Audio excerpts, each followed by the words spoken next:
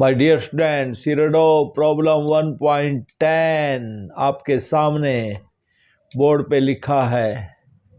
Relative velocity का question है ये, और क्वेश्चन है two bodies were thrown simultaneously from the same point, one straight up and the other at an angle of 60 degree to the horizontal.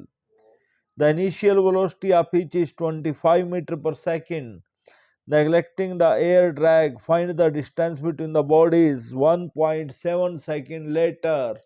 ये problem आपके सामने इरोडो problem 1.10 two bodies were thrown simultaneously from the same point, one straight up and the other at an angle theta equal to 60 degree to the horizontal.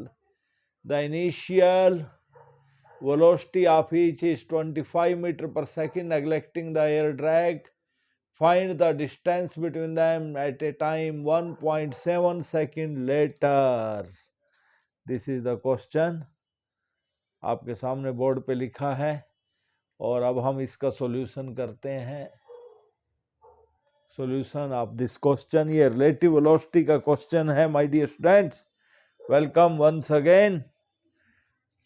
आपका अपना channel physics nuts.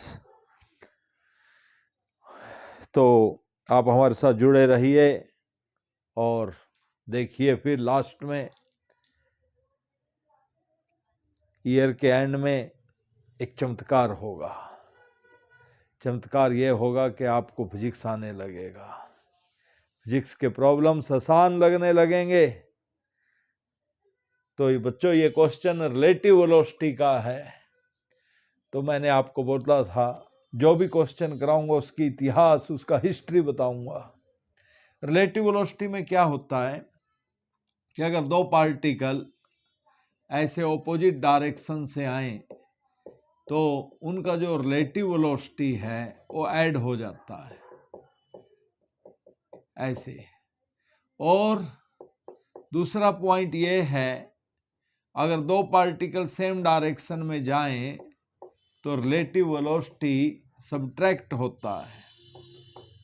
आपने देखा होगा, अगर दो गाड़ियां ऐसे टकराएं तो कोलिजन बहुत खतरनाक होता है, बहुत डिस्ट्रक्शन होती है, क्योंकि रिलेटिव वेलोसिटी ऐड हो गई।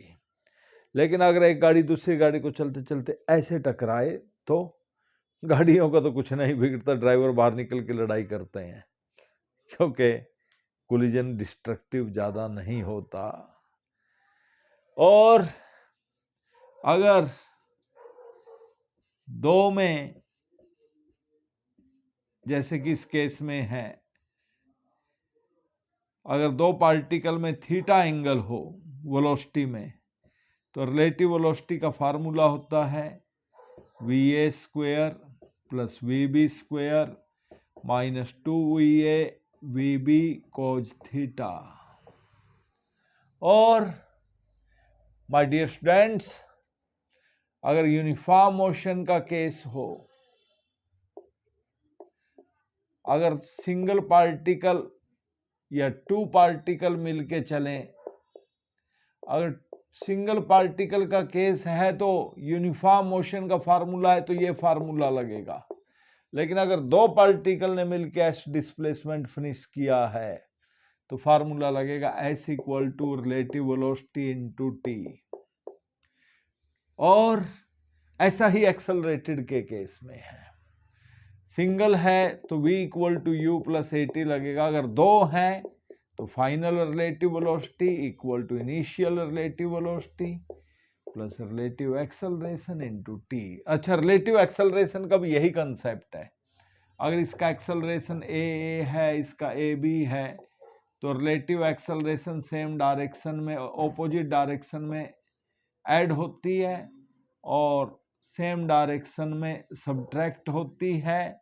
और सेम फार्मूला है रिलेटिव एक्सेलरेशन का, acceleration of A square plus acceleration, like that. इस केस में बच्चों, एक पार्टिकल को स्ट्रेट ऊपर फेंका विद ए वेलोसिटी ऑफ 25, और दूसरे पार्टिकल को फेंका है इधर सेम स्पीड से, but at an angle 60 degree to the horizontal. तो माय डियर स्टूडेंट्स, इन दोनों में कितना एंगल हुआ? 30 डिग्री हुआ। तो बोला कि दोनों के बीच में डिस्प्लेसमेंट निकालिए। अगर तो सिंगल का डिस्प्लेसमेंट निकालना होता तो फार्मूला लगता S equal to ut plus half AT square, लेकिन दो के बीच का निकालना है, एक्सेलरेटेड मोशन का केस है, दो वाला फार्मूला लगेगा। दोनों के बीच का रिलेटिव डिस्प्लेसमेंट मतलब दोनों के बीच का gap between two is equal to initial relative velocity t plus half relative acceleration into t square, ये फार्मूला लगेगा। और यहाँ पे जो u रिलेटिव है वो हो जाएगा 25 स्क्वायर प्लस 25 स्क्वायर माइनस 2, 25 कोज 30 डिग्री, इतना होगा। और बच्चों t की वैल्यू गिवन है 1.7 सेकेंड। और रिलेटिव एक्सेलरेशन क्या होगी? दोनों मोशन अंडर ग्रेविटी में है, एक की एक्सेलरेशन भी g है नीचे की तरफ और b की एक्सेलरेशन भी g है, दोनों का एक्सेलरेशन सेम डायरेक्शन में सब्ट्रैक्शन होगा, g माइनस g 0। तो बस वैल्यू पुट कीजिए। तो रिलेटिव डिस्प्लेसमेंट हुआ u relative, what is u relative, ये जो भी आएगा u relative t plus half, a relative तो 0 है, t स्क्वायर, वैल्यू पुट कीजिए, आंसर मिल जाएगा। धन्यवाद।